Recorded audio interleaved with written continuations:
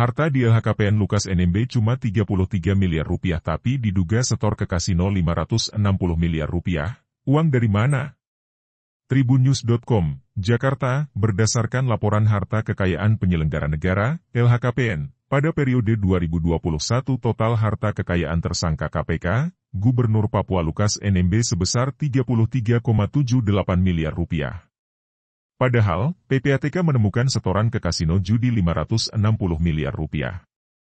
Seperti diketahui, Komisi Pemberantasan Korupsi, KPK, menetapkan Lukas NMB sebagai tersangka kasus korupsi pada Rabu, 14 September 2022. Pusat Pelaporan dan Analisis Transaksi Keuangan, PPATK, menemukan transaksi setoran tunai yang diduga dilakukan oleh Gubernur Lukas NMB di judi kasino hingga ratusan miliar rupiah. Lukas NMB diduga tidak hanya menerima gratifikasi, tetapi juga korupsi dana operasional Pekan Olahraga Nasional Papua dan pencucian uang. Dikutip dari Harian Kompas, Selasa, 20 September 2022, PPATK sudah sejak 5 tahun yang lalu sudah menyampaikan hasil analisis sebanyak 12 kali kepada Komisi Pemberantasan Korupsi, KPK, terkait keuangan Gubernur Papua Lukas NMB. Variasi kasusnya ada setoran tunai dan setoran ke pihak lain sebesar 1 miliar rupiah sampai ratusan miliar rupiah. Salah satu hasil analisis itu adalah terkait dengan transaksi setoran tunai yang diduga dilakukan Lukas NMB di kasino judi senilai 55 juta dolar, Singapura, atau 560 miliar rupiah. Dugaan aliran dana dari Lukas NMB itu merupakan setoran tunai dilakukan dalam periode tertentu. Selain itu, Lukas NMB juga disebut melakukan setoran tunai 5 juta dolar Singapura. Setoran tunai tersebut, diantaranya, digunakan untuk pembelian perhiasan dan jam tangan dengan harga 55.000 dolar Singapura atau senilai dengan 550 juta rupiah. PPATK juga sudah melakukan pembekuan dan penghentian transaksi kepada 11 jasa keuangan, seperti asuransi dan bank. Nilai transaksi yang dibekukan 71 miliar rupiah lebih. Mayoritas transaksi tersebut dilakukan oleh anak Lukas. LHKPN hanya 33,78 miliar rupiah. Lukas NMB terakhir kali melaporkan harta kekayaannya sebagai pejabat penyelenggara negara pada periode 2021. Merujuk pada laporan harta kekayaan penyelenggara negara Komisi Pemberantasan Korupsi, LHKPN KPK, Lukas NMB mengklaim memiliki harta sebanyak 33,78 miliar rupiah. Harta kekayaan Lukas NMB relatif terus mengalami peningkatan sejak beberapa tahun belakangan. Pada laporan LHKPN tahun 2012, harta yang dilaporkannya yakni sebesar 3,62 miliar rupiah.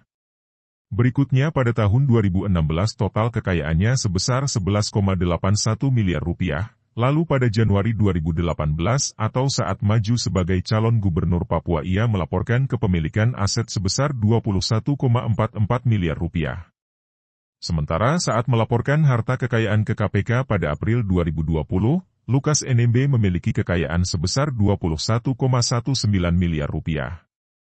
Harta kekayaan Lukas NMB antara lain berupa tanah dan bangunan hanya tercatat sebesar 13,6 miliar rupiah. Ia diketahui memiliki 6 bidang tanah dan bangunan yang seluruhnya tersebar di kota Jayapura.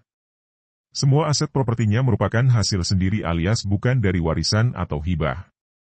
Untuk kendaraan dan mesin, harta kekayaan Lukas NMB tercatat sebesar 932,48 juta rupiah. Rinciannya yakni 1 mobil Toyota Fortuner tahun 2007, 1 mobil Honda Jazz tahun 2007, 1 mobil Toyota JF Land Cruiser tahun 2010, dan 1 mobil Toyota Camry tahun 2010.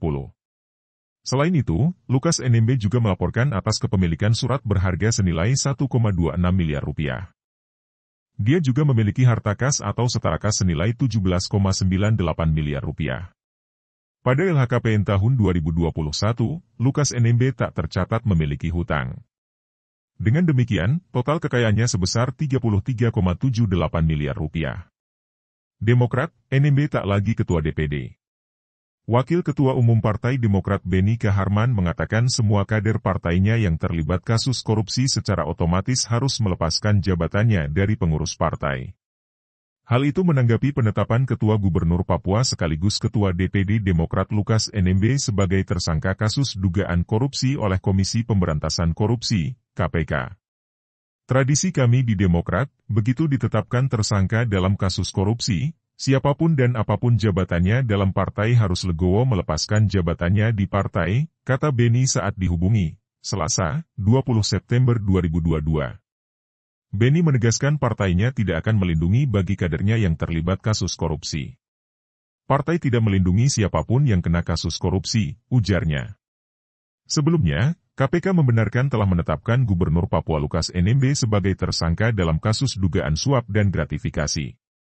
Dia menjadi tersangka berdasarkan aduan dari masyarakat. Lembaga anti korupsi menegaskan penetapan tersangka ini adalah murni sebagai penegakan hukum, di mana KPK telah mengantongi bukti cukup untuk menjerat politikus Partai Demokrat itu sebagai tersangka.